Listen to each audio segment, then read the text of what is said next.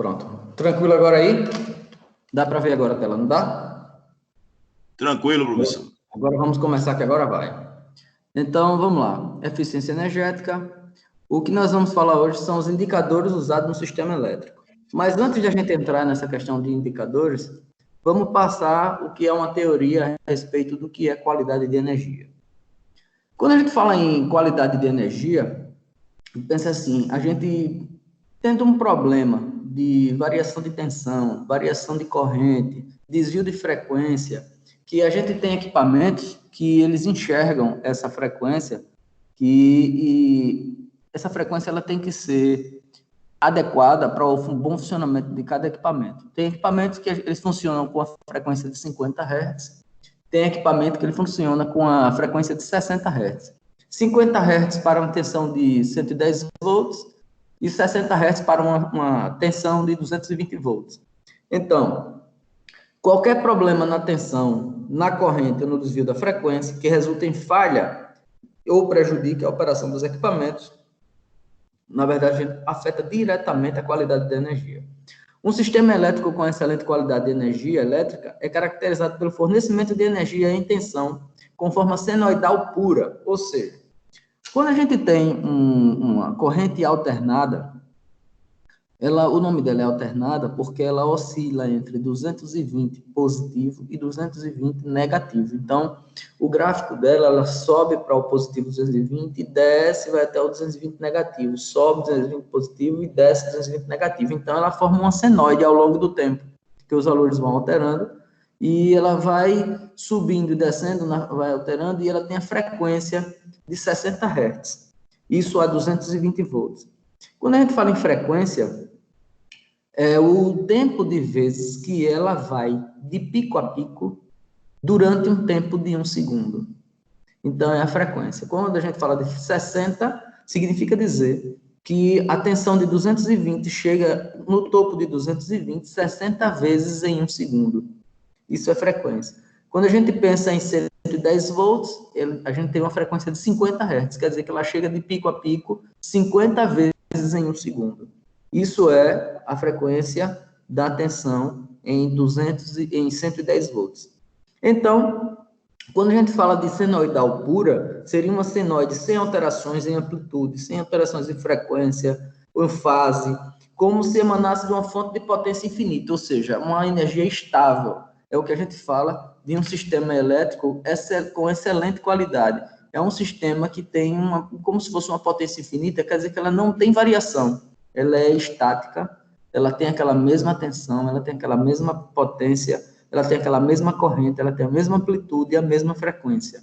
Então, isso é qualidade de energia. A gente busca, na verdade, um sistema estável para um bom funcionamento do nosso equipamento. O que acontece? Isso afeta diretamente a gente em que sentido?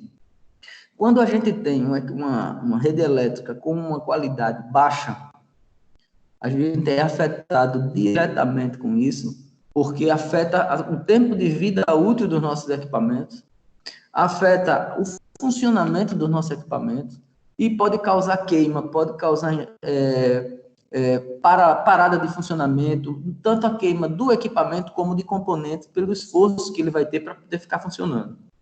Hoje em dia, que tudo são equipamentos, na maioria das vezes, digital, os nossos equipamentos, ou ele funciona, ou ele não funciona. Ou ele é 1, ou ele é 0. Quando a gente tem, ao decorrer do tempo, quando um gráfico de tensão, que ela é digital, no caso, nós temos um pulso. Ou nós temos um pulso, que é o 1, ou nós temos a ausência do pulso, que é o 0. Então, o gráfico ele fica constante numa tensão em 220, digital, aquele gráfico reto, ele é tranquilo.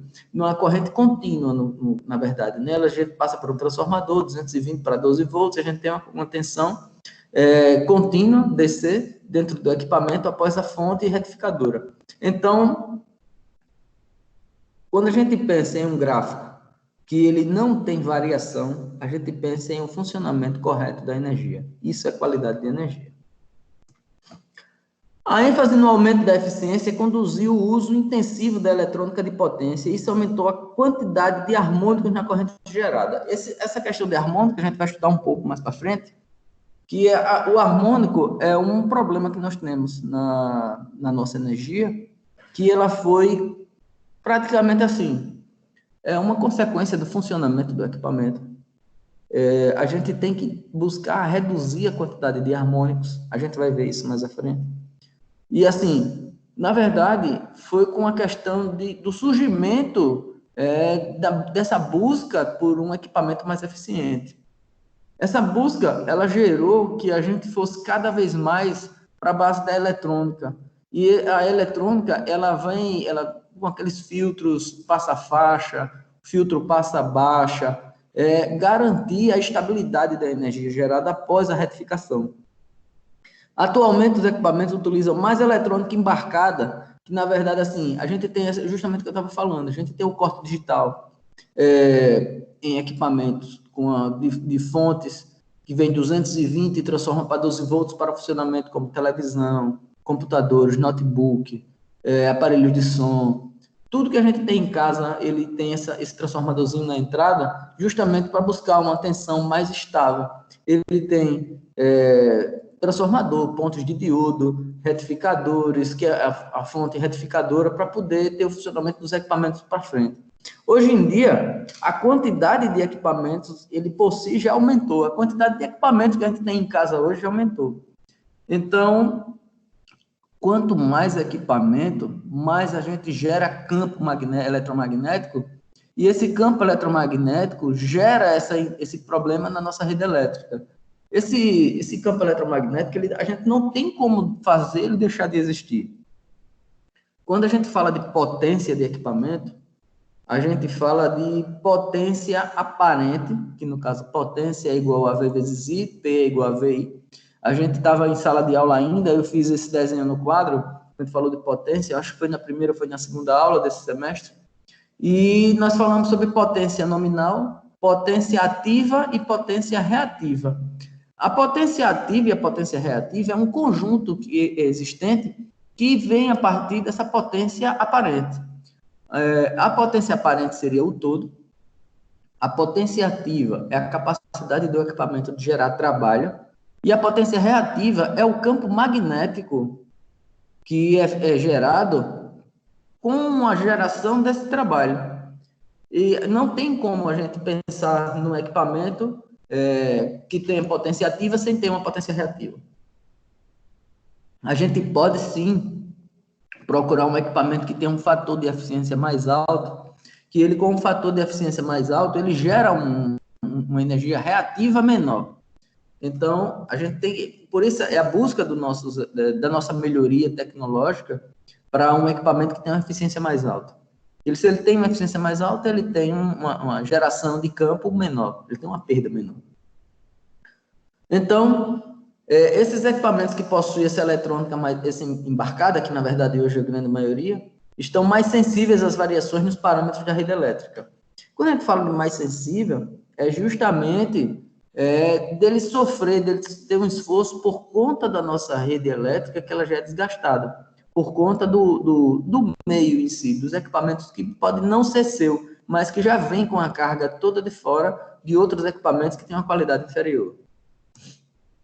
Então, consequências da falta de qualidade da energia. Mau funcionamento de controladores de processo, redução da vida útil de capacitores e transformadores, problema dos motores elétricos em operação e na partida, operação prejudicada de geradores de emergência. Então, todos esses itens aqui, eles são... Eu acho que ainda tem mais aqui. Tem não, mas aí a gente volta para cá, vamos lá. Isso aí já é outra coisa. Então, o mau funcionamento dos controladores de processo, essa questão, por conta da falta do problema na energia, eles não vão funcionar corretamente. Porque ele vai ter essa inconsistência e essa variação na corrente, variação na tensão, vai fazer com que, às vezes, ele falhe no seu processamento. A redução da vida útil de capacitores e transformadores. Tudo isso aí tem um fator de funcionamento que ele permite ou funciona, tem um range, né, que a gente chama de range. Ele funciona com uma tensão mais baixa e ele funciona com a tensão mais alta. Mas ele tem uma capacidade mediana de funcionamento. Ele tem uma faixa que ele funciona. Com a elevação de corrente, com a elevação de tensão, isso passando pelo transformador, ele tem a ponte retificadora para estabilizar, tem um filtro passa-faixa, mas o que acontece? Ele vai ficar forçado até o ponto de reduzir a sua vida útil. Transformadores esquentam, tudo. O transformador, ele entra uma carga e sai outra. Esse é o funcionamento básico do transformador. Ele entra, vamos dizer assim, 220, dependendo da tensão do fornecimento, tem um número de espiras, e tem a relação de espiras de um lado do secundário para poder sair o fator de transformação, 220, 12 volts, 220, 24 volts, e assim sucessivamente. Então, tendo uma variação da corrente circulando pelo lado do primário do transformador, ele vai ter uma carga indutiva no secundário, e essa carga indutiva no secundário vai gerar justamente o aquecimento do transformador, no ferromagnético e da bobina do secundário também, que vai reduzir a sua vida útil. Da mesma forma, problemas dos motores elétricos em operação. Com essa elevação, ele tem os mesmos bobinados, tem o seu indutor, tem o seu induzido, que com essa elevação de corrente vai acarretar justamente nesse problema na operação. E na partida também, da mesma forma, porque na hora da partida, eu estava falando em outra aula a respeito da curva de atuação de disjuntores. Quando a gente fala em partida de motores, na hora da partida, ele tem um pico de corrente que é causado pela partida do motor, que é um transitório até acontecer a sua estabilização. Após algum, vamos dizer assim, 1 segundo ou 2 segundos, a corrente dá o pico e volta para o seu gráfico normal. Então, a gente tem que ter um disjuntor que seja programado para ele não desarmar na hora dessa partida desse motor. Então, o que acontece? Quando isso acontece, que tem a elevação de corrente, a elevação de tensão, nós vamos ter problemas nos motores também por questão de redução de vida útil, porque eles vão gerar aquecimento nas bobinas, no rotor, no indutor, e vai ter esses problemas no seu funcionamento. A outra, da mesma forma que nós vamos ter também a operação prejudicada dos geradores de emergência. Quando a gente fala de emergência, nós estamos falando de uma coisa muito séria. A gente está falando de paralisar uma linha de produção. A gente está falando de paralisar um processo. Digamos assim, como vocês são muito ligados à indústria, digamos que nós temos uma usina, que um equipamento, vamos dizer que seja a moenda principal da usina, não teve manutenção e ela chega a danificar. Ela tem uma paralisação. E você não tem peça para repor, para colocar ela em funcionamento novamente. Você vai ter que recuperar aquela peça para poder botar de volta. É mais ou menos assim o que acontece. Você vai ter uma operação prejudicada por conta do sistema de energia, que você não preparou um sistema de energia bacana, você não tem um sistema de energia com uma qualidade boa, e o seu funcionamento vai ser prejudicado. E o que acarreta isso? Se você tiver variação de frequência, você vai ter uma unidade de supervisão que vai reconhecer esse problema na frequência e não vai partir o gerador. Se você tiver aumento de corrente, da mesma forma. Se você tiver aumento de tensão, da mesma forma. Ele tem atuadores de segurança que eles não vão permitir o funcionamento desse equipamento. Então, isso acarreta diretamente no seu serviço, na sua autonomia, na sua administração como engenheiro responsável por uma planta. Você tem que pensar em todos esses fatores. Então, a busca pela qualidade, ela tem que ser constante em todos os aspectos. Então, os aspectos considerados na qualidade do produto em regime permanente de transitório. Então, o que é que a gente tem que ver? Tensão em regime permanente, qual é a tensão que ele está funcionando, e regular todos esses parâmetros. Fator de potência. O fator de potência, ele é justamente o fator de potência, ele por si, ele seria o cosseno de θ, que seria um triângulo entre potência aparente potência ativa e potência reativa. Então, o fator de potência ele tem que ser praticamente próximo de 1, ou seja, 100%. O fator de potência, a regra básica é que ele seja 0,97, se eu não me engano. E ele sempre busca 0,97, é 97% da energia. É muito próximo de 1. E quanto mais próximo de 1, melhor. Esse é o fator de funcionamento. Quer dizer que ele tem uma geração de perda de 3%. A cada 100%, 3 é de perda, 97 é de funcionamento. Eu estou falando nessa questão. Mas, assim, quanto mais o equipamento tiver o seu fator de eficiência melhor, nós vamos ter um fator de potência melhor. Então, harmônicos, a gente vai trabalhar isso aí mais, mas os harmônicos, é uma geração de espúria na rede elétrica, de falha na rede elétrica, que afeta a nossa senoide. Ele vai gerar tipo uma sombra na senoide, que vai puxar, ela vai distorcer a nossa senoide e vai dar um erro. E isso prejudica, porque ela é somativa na senoide e afeta diretamente nossos equipamentos. Ela vai na rede.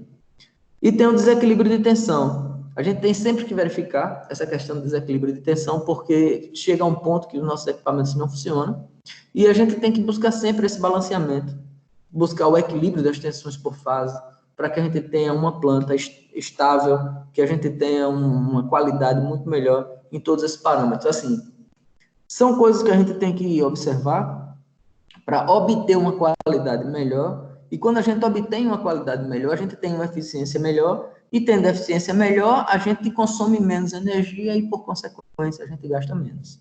Isso tudo afeta, a teoria é interessante, que vai dar essa bagagem para a gente, para o que a gente deve observar, para o que a gente deve avaliar, para ter essa solução para a gente aí.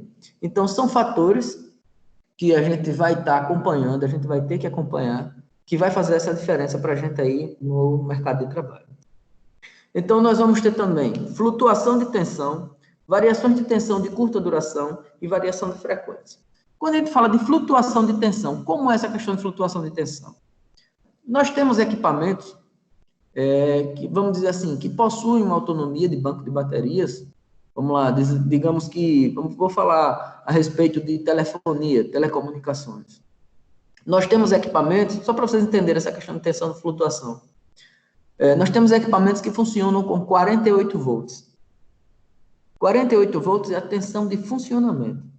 Nós vamos colocar baterias para que ele fique com fornecimento de energia, mas na falta de energia nós vamos ter bateria. Então, uma bateria de 12 volts, para eu conseguir 48 volts, eu vou somar 4 baterias. Ligo elas em série, aí elas vão se somar 12 com 12, 24, com 12, 36, com 12, 48 volts. Ok, consegui a minha estabilidade com o banco de baterias. Só que eu vou liberar no meu equipamento 52,8 volts. Isso chama-se tensão de flutuação. Por quê? Observe que o limite de funcionamento é 48 volts. Quando eu libero 52, eu libero 48 para o sistema funcionar e libero 4,8 volts, que dá 52 volts, 52,8, que é a tensão de flutuação. Ele vai fazer o nosso equipamento funcionar com 48 e vai manter as baterias sempre carregadas, porque esses 4 volts vão com uma correntezinha lá nas baterias e vão ficar alimentando as baterias como se fosse no limiar de funcionamento dela, porque na hora que a energia faltar, a energia AC falta, não chega energia no transformador, o transformador não gera para o sistema, o retificador não vai receber energia da AC, da rua, então o banco de baterias entra automaticamente, porque ele já vai estar no sistema. Então, isso é tensão de flutuação. Variações de tensão de curta duração. Na aula passada, a gente falou sobre esses problemas, sobre distúrbios na rede elétrica, e nós falamos sobre diversas fontes de variação de tensão. Falamos sobre tensão de variação de 3 ciclos, 3 de senoide, né? Variação de tensão de 5 ciclos de senoide, 6 ciclos de senoide, e assim sucessivamente. E a variação da frequência. A variação da frequência está ligado também com essa questão de variação de tensão. Se a tensão variar para menos, eu vou ter um atraso na frequência, porque ela variando para menos, o tempo vai passando, como ela varia para menos, eu demoro a chegar no pico. Eu demorando a chegar no pico, eu vou ter uma frequência menor. Então, a variação de frequência também afeta e está ligada à variação de tensão também. Os indicadores usados para avaliar os índices de qualidade da energia elétrica auxiliam na averiguação dos parâmetros que influenciam o bom funcionamento da energia. Certo. Então, é o seguinte, depois que eu falei em qualidade de energia, nós vamos entrar em questão de indicadores. A qualidade da energia, ela tem que ser monitorada e você vai se balizar por alguns parâmetros para você entender se o seu sistema está bom ou se o seu sistema não está bom. Então, você tem indicadores que são feitos no padrão nacional e internacional, que as concessionárias utilizam para avaliar o seu sistema elétrico. E você é cobrado por esse sistema. Então, você tem que monitorar para que elas não fiquem, você não se sinta afetado por essa questão. Então, vamos lá. Eu tenho aqui o ruído de modo comum. Ele é caracterizado por se propagar pela linha do condutor neutro, fechando o circuito pelo terra. Distúrbio provoca diferença de tensão entre o condutor e o neutro e o terra. O que é interessante? Equipamentos que geram um arco elétrico, como retificadores, retificadores de estado sólido, fonte chaveada, o que acontece? Ele vai enxergar como se fosse uma DDP gerada entre o neutro e o terra. A gente sabe que na instalação elétrica, o neutro, se ela for alternada, o neutro é aterrado. Ele aterra lá na frente, o neutro. Inclusive, eu estava até discutindo aqui a questão de implantação de DPS no sistema, dispositivo de proteção de surto. E numa residência se colocava DPS no neutro para poder ter uma supressão de surto na instalação elétrica dentro do prédio. Mas quando a gente faz dentro da Anatel e a ANEL, a ANEL, ela fala a respeito da implantação não do DPS pelo neutro, mas do aterramento do neutro na entrada. Quando a gente faz o aterramento do neutro na entrada, a gente libera ele de uso de DPS no neutro, porque a gente tem justamente o neutro aterrado na entrada. E o aterramento é único para toda a construção, como nós falamos da ecopotencialização em outra aula. Então, nós temos aqui, caracterizado por se propagar nas linhas do condutor neutro. Então, seria uma tensão que vai pelo condutor neutro, fechando com o fio terra. Esse distúrbio gera essa diferença entre o condutor neutro. E ele é causado pelos equipamentos de eletrônica de potência, equipamentos a arco, retificadores de estado sólido e fontes chaveadas. Então, harmônicos. São tensões ocorrentes senoidais de frequências múltiplas, inteiras de frequência fundamental, na qual o sistema de energia elétrica opera usualmente em 50 e 60 Hz, sendo responsável por distorcer a forma de onda. Então, o que acontece? A harmônica é gerada no sistema por campos magnéticos, por equipamentos de baixa eficiência. Aí acontece da geração de harmônica. E o que é que ela causa? Eu tenho aqui esse gráfico, onde eu teria aqui uma senoide. A senoide, ela tem a característica de ser constante. Esse aqui sobe, foi no topo e desce. Aí vai lá embaixo, tem o pico e desce. Aqui está o nosso zero. Então, quando ele chega, ele tem essa mesma distorção na parte de baixo. Então, essas distorções geradas na nossa senoide é ocasionada pelas harmônicas. Então, observe que o nosso equipamento, ele, quando chega aqui, ele encontra essas lacunas, essas quedas que ele encontra. E nessa queda, ele prejudica o funcionamento dos nossos equipamentos. E é disso que a gente está falando. O acúmulo de harmônica no sistema distorce a senoide. E agora, imagine, se eu tenho um equipamento que gera harmônico, eu tenho distorção. Imagine se eu tenho diversos equipamentos gerando harmônico no sistema, eu vou ter uma qualidade da energia péssima. Isso acontece? Acontece. Isso é real. Isso a gente já recebe em casa, sim. Quando nós temos equipamentos que ele tem um funcionamento ruim, tipo geladeira antiga, equipamentos que tem um motor antigo, ar-condicionado, ACJ antigo, daqueles ar-condicionados de janela, o funcionamento do motor gera um harmônico. E esse funcionamento do harmônico prejudica a nossa senoide, prejudica a nossa qualidade da energia. E isso tanto se torna dispendioso para a gente, como prejudica os outros equipamentos da casa, que vão fazer tudo aquilo que a gente falou lá na frente. Queima de equipamentos, mau funcionamento, tudo aquela parte que a gente viu no slide anterior. Interferência eletromagnética. Interferência eletromagnética pode ser caracterizada como uma degradação no desempenho do equipamento, sistema, dispositivo ou perturbações eletromagnéticas. Essas perturbações podem ser ruído eletromagnético, sinais não desejados ou mesmo a modificação do próprio meio de propagação. Pronto, então, quando nós estamos falando em motores, eu disse que nós temos a questão de potência ativa e potência reativa. A potência reativa, ela é ocasionada por um campo eletromagnético que é gerado no seu indutor junto com o seu induzido. E assim, se for um motor ou se for um motor, o eixo gira para ele gerar, para ele induzir energia, ou se você coloca energia para ele gerar um rotor. De ambas as maneiras, nós vamos ter essa formação desse campo eletromagnético. E com vários equipamentos em funcionamento, vão gerar diversos campos eletromagnéticos. E isso vai ocasionar uma interferência. E é justamente essa interferência que nós estamos falando. Ela vai ter uma degradação do desempenho do equipamento, porque quando a gente fala em interferência, são campos eletromagnéticos que um está presente no campo do outro. A frequência de um campo interfere na frequência do outro campo. Então, nós vamos ter essas perturbações.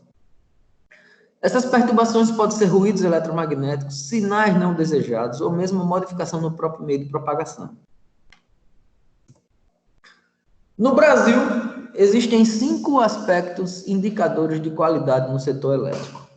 Indicadores de continuidade de fornecimento individual. Isso aí a gente vai falar a respeito de cada um deles, mas assim, vamos entender quais são os indicadores que nós vamos trabalhar, que é justamente o que a Equatorial avalia nesse cenário para a gente, e dentro dos nossos equipamentos, na nossa planta, na nossa indústria.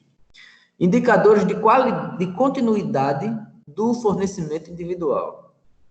Indicadores de continuidade do fornecimento ao conjunto de unidades consumidoras. Indicadores de continuidade na rede básica de transmissão. Indicadores de conformidade e indicadores de presteza. Então, são 5 indicadores. Vou voltar aqui para a gente poder falar. Indicadores de continuidade do fornecimento individual. Então, quanto de continuidade você vai ter fornecido individualmente, né, na sua empresa, na sua indústria individual. Os indicadores de continuidade do fornecimento. Se tem muita interrupção, se não tem interrupção, ele é um indicador de continuidade de fornecimento. Aí você tem aqui indicadores de continuidade de fornecimento ao conjunto de unidades consumidoras. Então, você tem várias unidades consumidoras, vamos dizer assim, você tem quantidade de fornecimento individual, seria, vamos dizer, um condomínio, uma casa, fornecimento individual. E quando você tem continuidade de fornecimento ao conjunto de unidades consumidoras, seria ao condomínio em si. Então, você tem a uma cidade, você tem um determinado bairro. Indicadores de fornecimento individual, você tem a uma indústria. Indicadores de fornecimento de conjunto de unidades consumidoras, você tem a um polo industrial. E assim sucessivamente, é uma coisa mais ampla. Indicadores de continuidade na rede básica de transmissão. Então, a ANEEL, ela regulariza também essa questão de continuidade da linha de transmissão. Se ela continua, se ela tem esse fornecimento, se ela vem interrompendo sempre. Ela tem os índices que são medidos nessa linha de transmissão. Indicadores de conformidade, quer dizer, existem vários fatores que vão gerar essas conformidades. Ela tem que cumprir diversos requisitos. E nós vamos ter que, dentro da empresa, desenvolver essa política de qualidade. Realmente a gente tem que buscar a qualidade diariamente, isso tem que ser vigilante, e gera esses indicadores de conformidade. E ela vai avaliar tanto da concessionária quanto da sua estrutura. Até porque, se você gerar muita reativa no sistema, devido a campos harmônicos, devido a fatores de potência, devido a perdas que você tenha no sistema, por efeito Joule, alguma coisa que você tenha, Foucault, correntes de Foucault, tudo, você vai ter que ser cobrado por esses valores. Então, você tem que ter o seu indicador de conformidade, que é justamente para você não sair, não ser punido em relação a esse acompanhamento. E indicadores de presteza, de reação, quando acontece, vamos dizer, interrupções e tudo, você tem que estar ágil, você tem que ser ágil, você tem que restaurar o seu sistema de funcionamento, e são os indicadores de presteza que são validados pela operadora. Indicadores de fornecimento individual. A continuidade de fornecimento é avaliada através de indicadores que mensuram a frequência e a duração das interrupções ocorridas nos consumidores. Aquilo que a gente falou no início da nossa conversa. Indicadores de continuidade do fornecimento individual. Os indicadores são apurados para interrupções maiores do que 3 minutos. Então, você tem um indicador, se ele tem uma oscilação de um cortezinho e volta, você não entra nessa conta. Você tem esse indicador, ele registra somente maiores do que 3 minutos. Agora, assim, quando ele fala que são admitidos alguns expurgos na linha de apuração, é porque, assim, a operadora, ela vai cobrar da distribuidora esse funcionamento. Então, por algum motivo de força maior que independe da distribuidora, ela vai justificar num período, vamos dizer assim, se estipula semanalmente, se estipula mensalmente sobre esses valores, e a distribuidora vai entrar em contato com a operadora para poder justificar alguns motivos que independeram dela. Isso são os expurgos que eles falam aqui. Os indicadores de continuidade são os seguintes. Duração equivalente de interrupção por unidade consumidora, que é um indicador chamado DEC. Intervalo de tempo que, em média, no período da apuração, em cada unidade consumidora do conjunto, considerando ocorreu descontinuidade da distribuição. Então, nós falamos a respeito de 3 minutos. Então, vamos lá. Quando ele fala aqui, intervalo de tempo que, em média, no intervalo de apuração, esse período de apuração é justamente o período que foi apurado, aí ele vê o tempo de paralisação, causou o tempo de fornecimento, dividido pelo tempo de paralisação, vai dar uma média. Em cada unidade consumidora do conjunto considerado, ocorreu descontinuidade, então, paralisação do sistema de distribuição de energia elétrica. Frequência equivalente de interrupção por unidade consumidora. Esse daí já quando ele fala em frequência, é justamente a quantidade de vezes. Então, ele fala em número de interrupções ocorridas em média, no período de apuração de cada unidade consumidora do conjunto considerado. Então, ele vai avaliar, de quantas vezes a planta que você tem na rede elétrica teve interrupção de energia, se foi culpa sua ou se não foi, e se foi sua, você vai pagar por isso, se não foi sua, você vai expurgar no seu relatório essa questão da interrupção. Faz parte daqueles expurgos que ele falou no slide anterior. Duração de interrupção individual por unidade consumidora, que é o DIC. Intervalo de tempo que no período da apuração em cada unidade consumidora, no ponto de conexão, ocorreu descontinuidade na distribuição. Então, é justamente quando ele fala aqui, o ponto de conexão que ocorreu a descontinuidade da distribuição da energia elétrica. Interrupção individual por unidade consumidora. É justamente a parte que afeta as empresas que são as distribuidoras, né? Descontinuidade da distribuição. Frequência de interrupção individual por unidade consumidora. Número de interrupções ocorridas no período da apuração, em cada unidade consumidora. Quando fala em frequência, novamente, fala em número de interrupções de unidade consumidoras. Eu sei que parece um pouco complicado essa parte, mas se você voltar aqui e ler esses títulos, eu vou voltar aqui para poder a gente ler esses títulos, vai ficando mais tranquilo essa aceitação. Vamos lá, deixa eu voltar aqui. Pronto, então, ok. Duração equivalente de interrupção. Duração equivalente de interrupção. Aí por unidade consumidora. Aí eu tenho frequência equivalente de interrupção. Aqui eu meço o tempo e aqui eu digo quantas vezes houve a paralisação. Aqui agora eu tenho duração da interrupção individual. Lá eu tinha do sistema, aqui eu tenho individual. Eu estou dizendo que aqui é a duração da parada, aqui também é a duração da parada, aqui é do sistema completo, aqui é individual. E aqui eu tenho a frequência de interrupção individual. Aqui eu falei de frequência do sistema, aqui eu falei de frequência individual. Número de interrupções ocorridas no período da apuração em cada unidade consumidora ou ponto de conexão. Então, eu tenho duração equivalente do conjunto completo. Aí volto. Duração de interrupção individual. Frequência equivalente do conjunto completo. E frequência de interrupção individual. Então, eu tenho aí 4 fatores que a gente já observa que são balizadores para esse processo. E o outro, duração máxima de interrupção contínua por unidade consumidora ou ponto de conexão.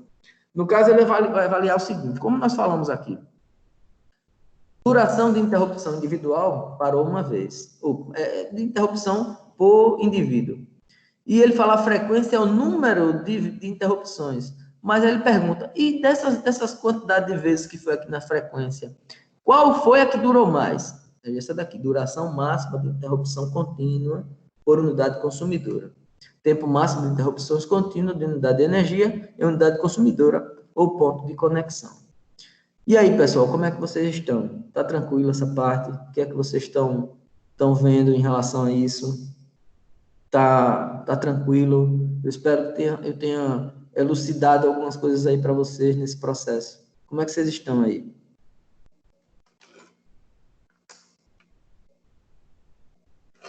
Tá tranquilo até aí? Tranquilo, professor. Tudo tranquilo. Certo. Então, vamos fazer o seguinte. São 8h23. Vamos dar uma parada. Vamos dar uma respirada. Tomar uma água. Ir ao banheiro. Daqui a 10 minutos a gente restarta. Em 5 minutos eu estou aqui de volta. E em 10 minutos a gente restarta a aula. Ok? Vou interromper aqui o compartilhamento. Vou dar uma pausa na gravação. E daqui a pouco a gente está de volta.